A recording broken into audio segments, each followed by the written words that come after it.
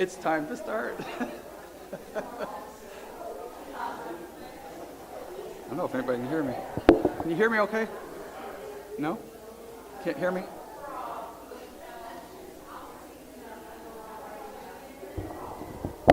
It's on?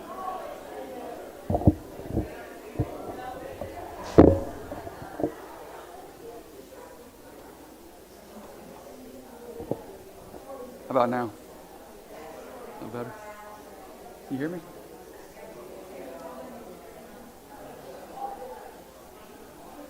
Well, good morning, everyone. Can anybody hear me back there? Everybody hear me? No? Need a little more volume there, I think. Well, if you're visiting with us this morning, I want to say welcome. We're studying Ephesians in this quarter, and this morning we're on Ephesians 3. If you've read Ephesians 3, you know it has a lot to do with time. I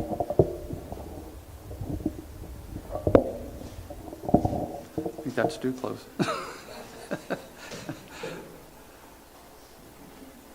So my question is rhetorical, and there's probably several of them. Is it time yet? Does anybody have the time on their watch right now? Okay. Just out of curiosity, does somebody have something different than 9:04? 05? So we're going to get a couple of varied answers on that, right? So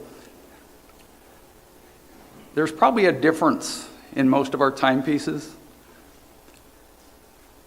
But that brings out the question, are we all experiencing the same time, the same moment, at the same time? You have to think about that one for a while. I think we realize that time can have many different connotations for us. And depending on our individual perception of any given situation, as we sometimes think about ourselves and time, we sometimes think, I have all the time in the world. When we have a job we are required to be at, and we are required to be there punctually, on time, we usually reference more than one timepiece when we are getting ready to go to work. That way we will usually arrive at the time when we all are supposed to be there and here. That was a joke.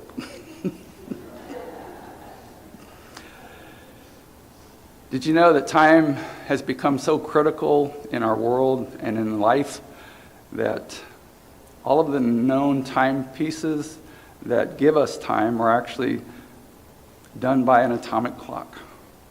That atomic clock is accurate to within about a billionth of a second. That's how important somebody thinks time is. So in Ecclesiastes, did Solomon think about time that way? Is this how God intended us to live? By looking at this thing? Davis would say different maybe, because he's got chickens and roosters, and he's got a timepiece that doesn't wear on his wrist. He kind of wakes him up in the morning. At 4 o'clock. Thank you. 4 o'clock. That's early.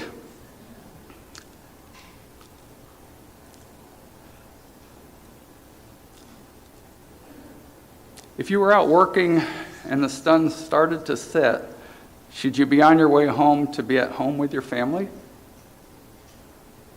Think about how many social problems that would solve. Although time in essence did begin with creation in the beginning, time as we know it and use it is not the same time as when it is being referenced in the Bible. As we seek to understand Ecclesiastes 3 and other passages in regard to the word time, we need to think about how Scripture defines it. Romans 5:6. At just the right time, while we were still powerless, and you know the rest. Christ died for the ungodly. That wasn't by a clock, a timepiece.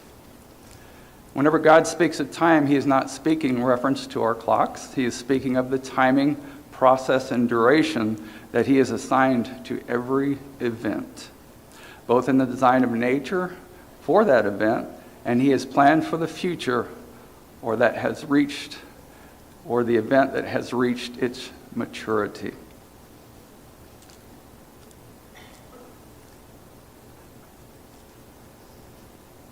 In the beginning, God created the heavens and the earth, Genesis 1, verse 1. Verse 14, by God's timing, it is now the fourth day of creation, and we read, then God said, let there be lights in the expanse of the heavens to separate the day from the night. And it was so. Again in verse 14, they shall serve as lights in the expanse of the heavens to give light on the earth. So if we have sun for day and moon for night, do we really need anything else? So if clocks were not God's invention, then it must have been our invention. So it brings about the question, is it really a good thing? Well, I think there's both sides of that. We use it so that we can be here on time. We use it to be at work on time. But I think in our lives you will have to agree that time has become captive. And we're all guilty of it. We all have iPads and watches and clocks. How many clocks are in your house? Yeah, a bunch, right? You're always referencing the time. And I'm not sure God intended that.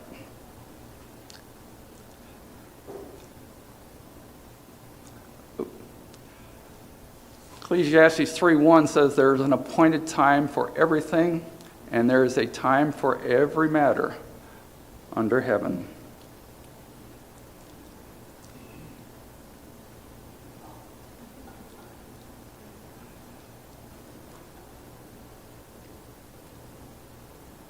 Through God's creation of man and woman, God has designed the ability to process into man and woman to reproduce. Once this process has been initiated by choice and intent, and as long as Nadia eats well, rests well, and exercises to some degree, the process is on autopilot. I think y'all have heard about autopilots before. They're on boats, they're on airplanes. I know we used to use them, so we always had an alarm clock though. We'd turn autopilot on, we'd go zooming across the world, and the alarm clock would wake us up when we're supposed to wake up and land. So, no, you don't believe that.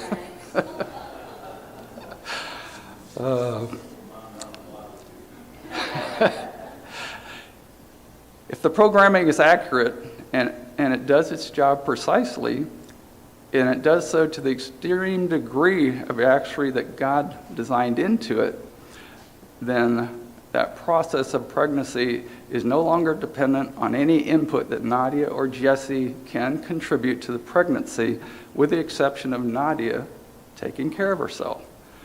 The resulting delivery and birth are the culmination of God's design and process for propagating the human species and also the propagation of every other creature on earth.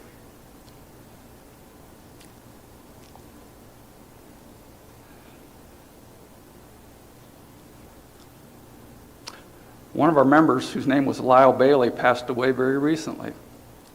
According to those who knew him well, Lyle was exceptionally clear-minded, with excellent memory, and a great process of thought right up until his passing. Lyle lived to be 102 years old and passed to be with the Lord, as his body, just like ours will, finally gave way to failure and returned to the dust of the ground from whence it was taken.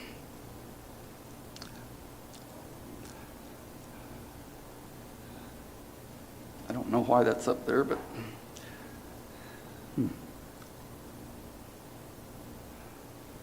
the death of a Christian is unlike the tragic passing of the unrighteous.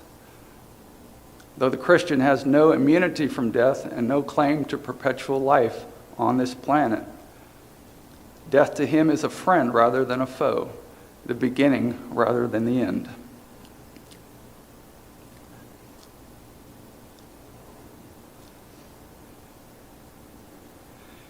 It is as if the Lord of the harvest says to the weary laborer, "You have been faithful in your task. Come and sit in the sheltered porch of my place or palace and rest from your labors. Enter now into the joy of your Lord." Revelations 3:21 states this correctly. "He who overcomes I will grant to sit down with me on my throne, as I also overcame and sat down with my Father on his throne."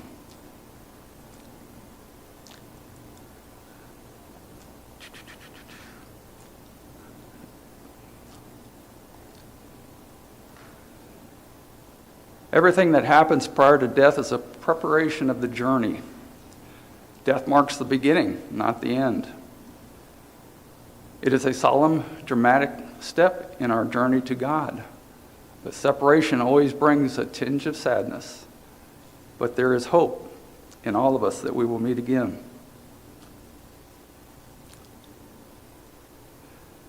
Death is a transition. Death to a Christian is the exchanging of a tent for a permanent palace. Here we are as pilgrims or gypsies living in a frail, flimsy home subject to disease, pain, and peril. But at death we exchange this crumbling, disintegrating tent for a house not made with hands, eternal in the heavens. "Where, O death, is thy victory? Where, O death, is thy sting?" 1 Corinthians 15:55 through 58.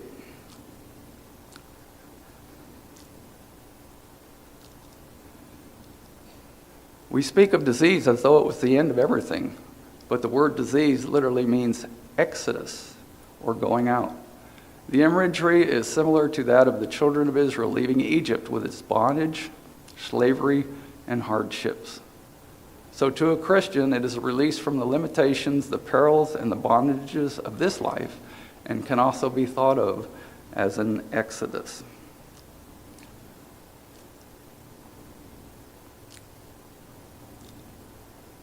Everything has its time and a place. Human emotions are also God-given. If we live long enough, then, or sooner or later, all of us without exclusion will experience every one of them. It is important to make sure that we always try our best to align ourselves with what we know His Word and His wishes for us are, and to lean on Him for our understanding. Proverbs 3:5, "Trust in the Lord with all your heart, and lean not on your own understanding. In all your ways acknowledge Him, and He will direct your paths."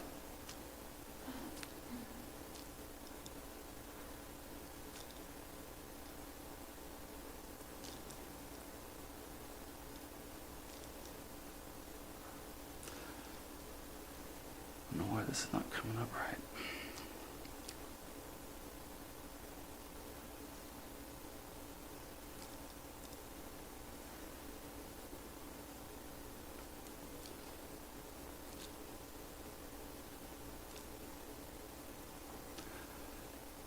If you'll turn to Ecclesiastes 3, you'll see that Solomon talks about a lot of these verses that have to do with things here on earth. And there's always a balance. There's always a beginning, an end, an evenness of the situation, you might say. Someone turn to the Ecclesiastes 3, and if you would, start with the place where Solomon is talking about all of these things, and read it for us if you wouldn't mind.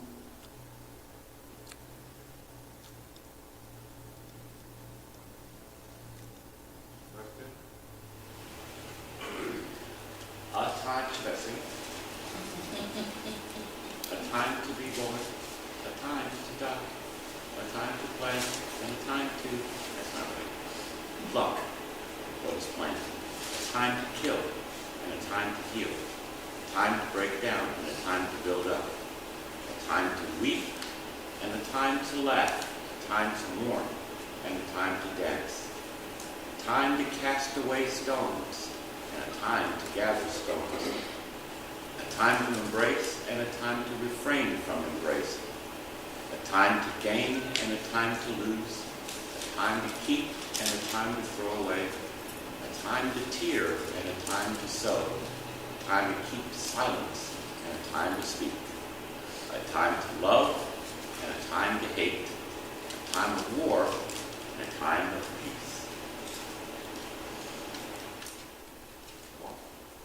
If that's all of them? That's all. Okay. That's the verse, 1965. Okay. When we think about Jeremiah was given a job to do by God. He was chosen by the Lord as a prophet by his purposes. He was formed in the womb, dedicated and appointed with the words of the Lord placed in his mouth. And they were words that would accomplish God's will for the nations. And that was in Jeremiah 1. We also find much the same language concerning God's retribution in any given situation, where we see Jeremiah working. See, I now have appointed you this day by the nations and over the kingdoms to pluck up and to break down, to destroy and to overthrow, to build and to plant. When we see construction around us, it happens all the time. We're in a constant time of tearing down and building, tearing down and building. That same imagery is applied to our agriculture. When we plant something, it grows to maturation, and then we pluck it up, and that completes that process, only to start again.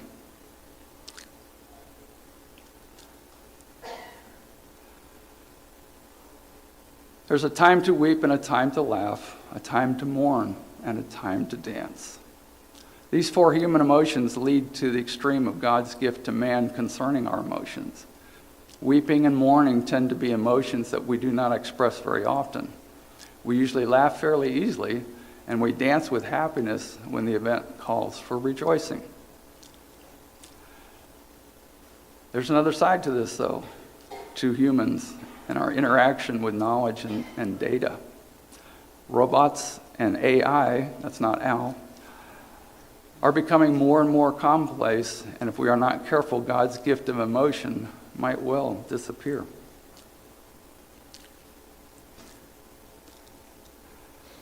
Verse 5 says there's a time to throw stones and a time to gather stones. One likely meaning of this couplet that Solomon wrote would be aimed at all of you who claim to be having a green thumb. In order to have suitable soil for planting, the soil must be tilled and cultivated. In this process of tilling, the soil and the plow will more than likely come into contact, and those stones or rocks will come to the surface. Common sense dictates that the stones be removed to allow the plants to have good soil, and it tends to keep the plow and work in order.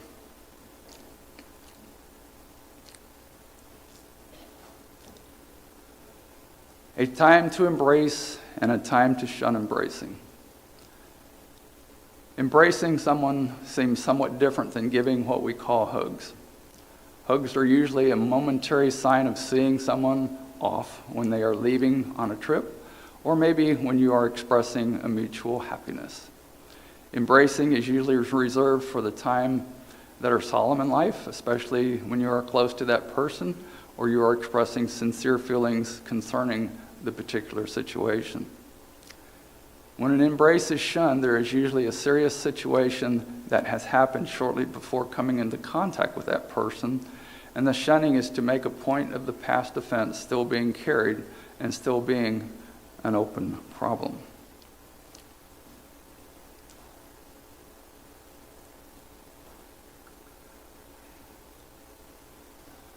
I don't know why these things are mixing up, but I apologize for that. A time to search and a time to give up what was lost. I don't know about you, but I have lost, or in a nicer explanation to save feelings, I have misplaced my phone at various times. I know you are all guilty of that too. Losing your phone or misplacing your phone is becoming quite the issue for most of us, especially as we get older. If you are not saying that, I don't do that, your time is coming.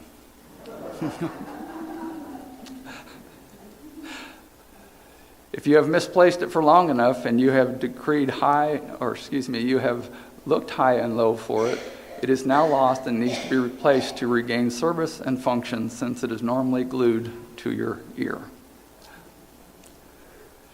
You then very reluctantly give up on finding it, lose it for good, and go through the very painful process of coming up with the money for the phone and then bringing that same phone up to the same level of capability that the other one had.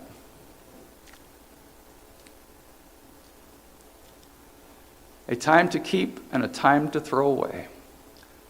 Those old jeans that those of you have said you have green thumbs actually wear, and those same jeans tend to be your favorite. And they are so comfortable, possibly to the point of embarrassment or downright exposure, if you've kept them for long enough. It's past time to throw them away.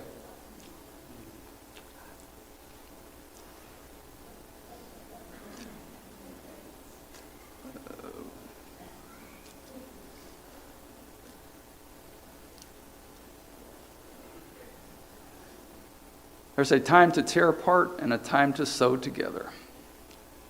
In 1 Kings 1:11, Solomon said these things: "Because you are doing this, following after false gods, and have not kept my covenant and my statutes, which I have commanded you, I will certainly rend," tear apart, "the kingdom, the 12 tribes from you, and give it to your servant." Solomon's son Rehoboam, however, the entire kingdom was not sewn, put back together, but became the northern kingdom through Ephraim and Judah for the southern kingdom. Jesus' death on the cross caused the final rending when the curtain of the temple was rent or torn from top to bottom. Jesus established his church or kingdom. He sewed it back together on Pentecost, which was made possible by his death on the cross.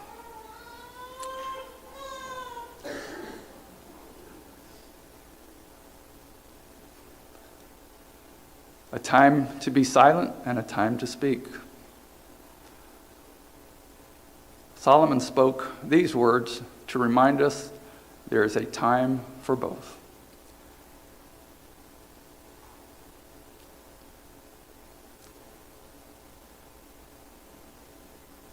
And he wrote the words to be silent first. You have to know when to be silent and when to speak. If you are not silent at first, you will not have a thorough understanding of the situation, especially if there is a time of mourning.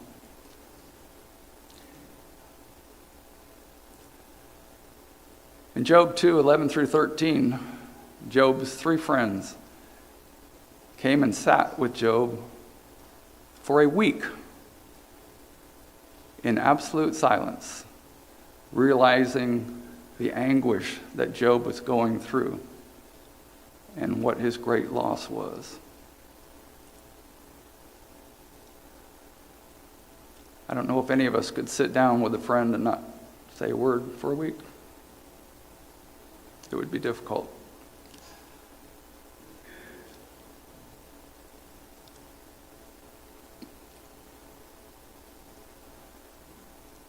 When Job's friends did speak, they gave Job earthly advice and not godly advice. In Matthew 27:12, when Jesus was accused by the chief priests and elders, he remained silent, knowing that he would be rebuked and knowing that what he had to do was to fulfill righteousness, even to death on the cross.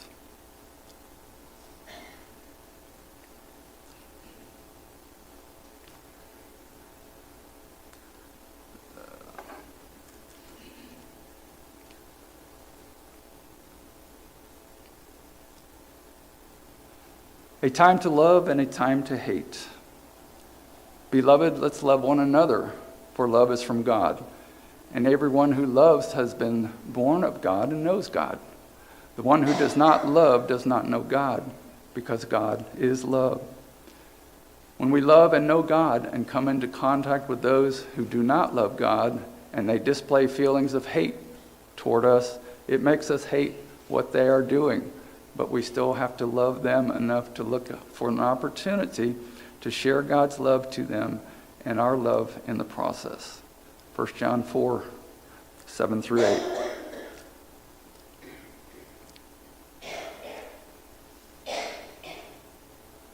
A time for war and a time for peace.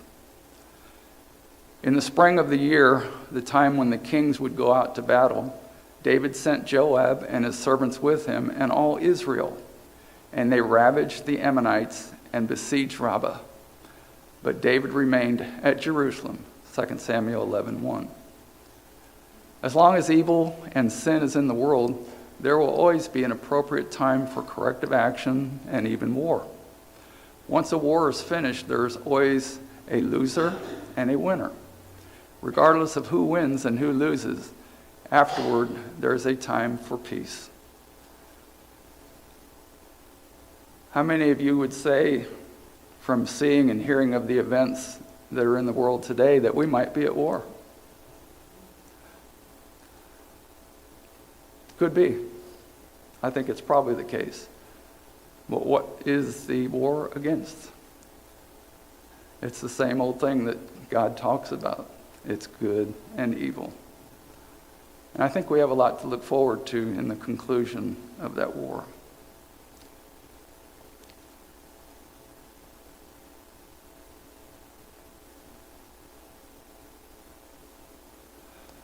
Solomon uses the wisdom and ponders all the possibilities of there being profit of the worker's toils as he evaluates everything concerning what man accomplishes by working, and he makes the ultimate determination that the end of the worker's toil are futile.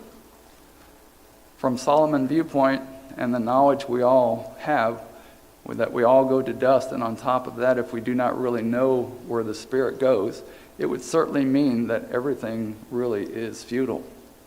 Aren't you glad that we know that we've been given that knowledge that Solomon only had a perception of?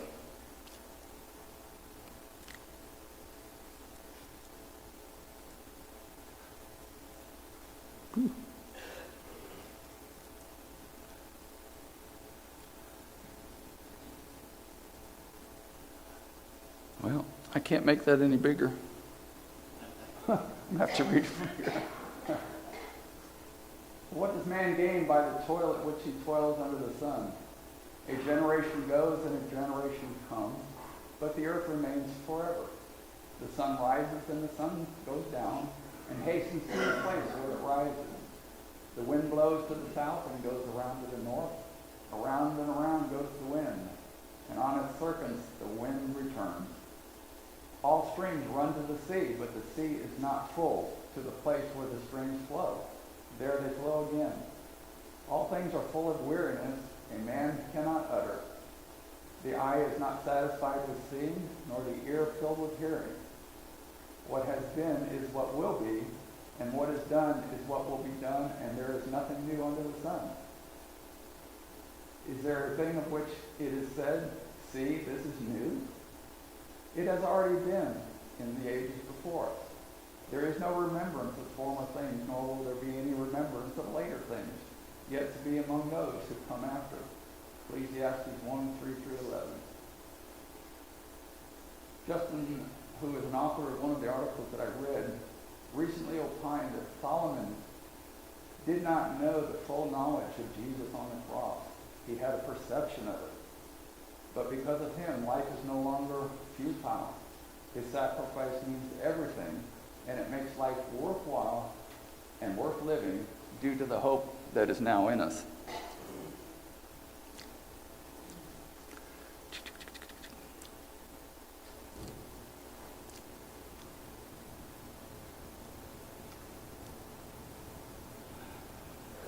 Some examples of God's timing for his purposes.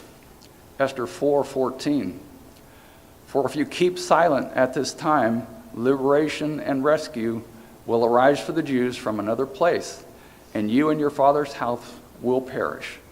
And who knows whether you have not attained royalty for such a time as this.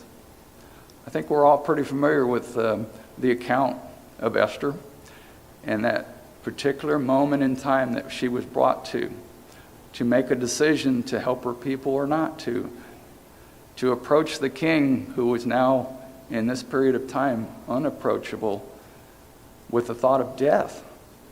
She even made up her mind that she needed to help her people. And she chanced death with the king so that she would be able to tell the king what was happening, so that the king would understand that the wool had been pulled over his eyes and there was something tragic about to happen. Again, this is not by a clock or a watch. This is God's timing. Galatians 4:4. But when the fullness of time had come, God had sent his Son, born of woman, born under the law, so that he might redeem those who were under the law, that we might receive adoption as sons and daughters. Because you are sons, God has sent the Spirit of his Son into your hearts, crying out, Abba, Father. Therefore you are no longer a slave, but a son, and if a son, then an heir through God.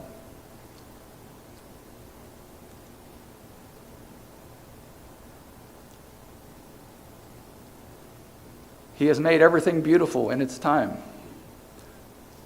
Solomon says, I have seen the tasks that God has given to the children of man to be busy with. I think you will agree that the earth is an extremely beautiful place, and the earth provides for man in a bountiful way.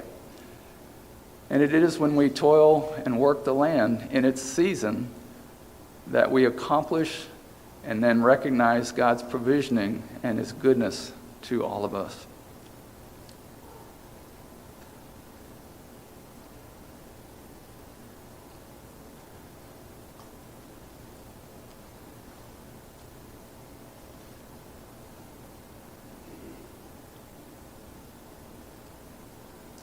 Okay, that didn't do what I wanted it to at all.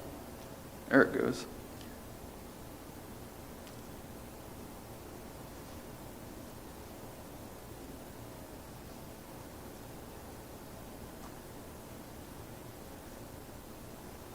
He has also put eternity into man's heart. Isn't it amazing that God has planted the seed of knowledge of himself and the seed of eternity that awaits us within us? Yet the fullness of the knowledge remains a great mystery, so that we may seek after it with devotion to him and obedience to his will. In verse 12, Solomon perceives something of that eternity and then makes 4 statements based on that perception. There is nothing better for them than to be joyful and to do good as long as they live. Number 2, everyone should eat and drink and take pleasure in all his toil. This is God's gift to man. Whatever God does endures forever, and it cannot be changed. And the last one, God will judge the righteous and the wicked, for there is a time for every matter and every work.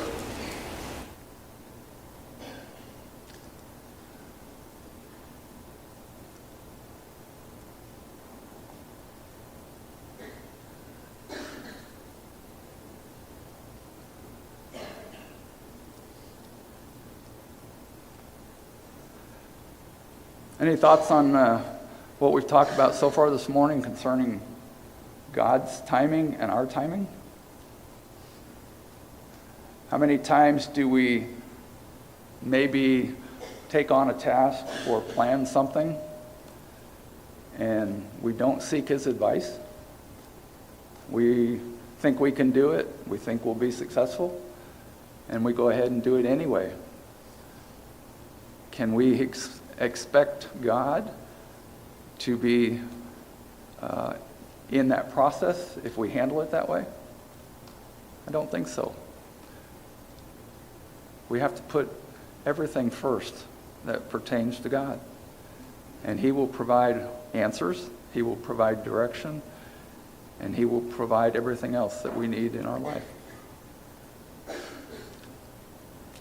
I apologize for these slides. I was working with a 15-year-old computer at home, and it didn't exactly come out the way I thought it would. It said it was correct in the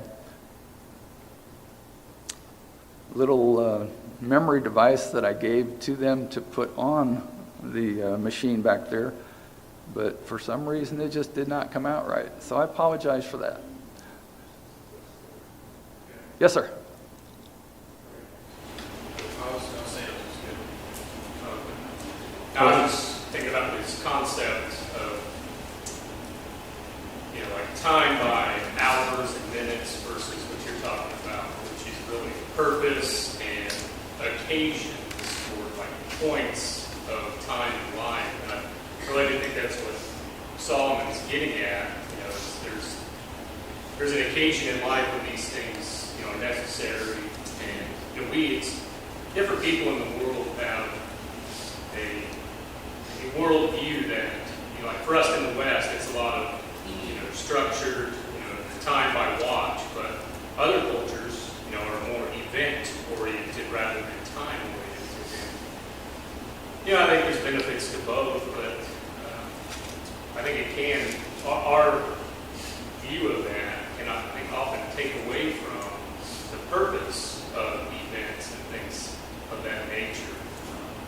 If we're so focused on, well, I got to be on time, or, one example, Nadia and I, the first time we went to a wedding together here in the United States, we drove down to Oklahoma to attend a wedding of some friends, and the wedding and reception were over in maybe less than 2 hours, and Nadia, everybody was gone. Nadia was just totally dumbfounded. It's like, she's like, this is it, it's over. We came all this way, everybody came in, and now it's over. And that was just totally foreign to her from what she's used to. And kind of tying that in with what Solomon mentions there, God has put eternity in our hearts. We can often look at eternity as it's a forever type thing, but it's really more of a location than it is a time piece. And it's outside of time. We transfer from the realm of time when we pass into eternity of more of a location rather than this concept of it's never ending. So anyway, it's just kind of an interesting thought in my mind. Any other comments? Rick, I think one of the hardest lessons, well, for me, to learn in life is that my time is at God's time.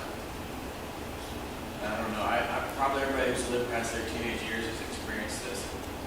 You want something so bad, you pray for something, you think you've got to have this. This is perfect for your life, whatever it is. And you live long enough, you realize, you wanted it right then and there. But maybe 10 years later, you look back and say, God gave me what I wanted and more, but it was in His time. And if I'd have got what I wanted when I wanted it, my life wouldn't be as good as it is now. So that's just a lesson you learn, I think, of age and wisdom. But we have to be willing to be patient. And you might have been better off if you never got that thing too. That's nothing. Yeah, sure. Absolutely.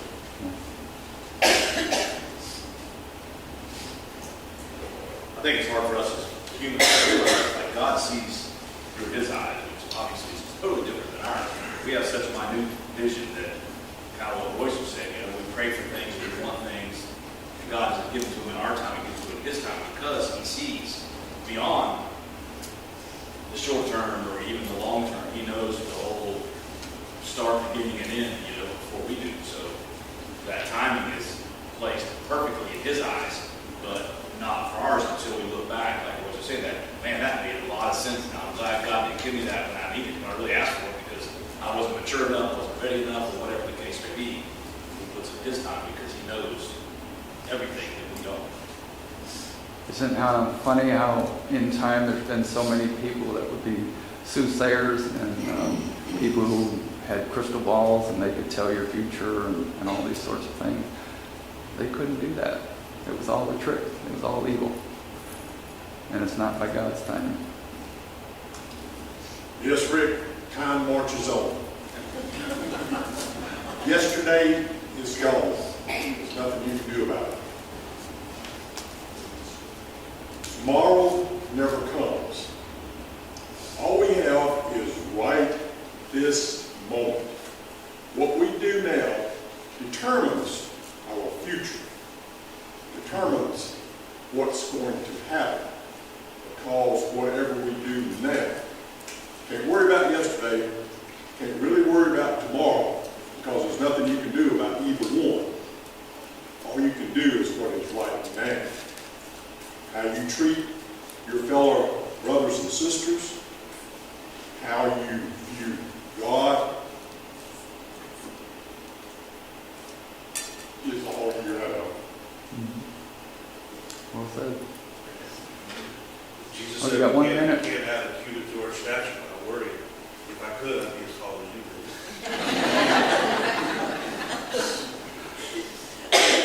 could. We've got about 1 minute before the bell rings, and then I think we should kind of turn around and say hi to your neighbor and get ready for worship. Thank you for your attendance, for your question, or for your participation.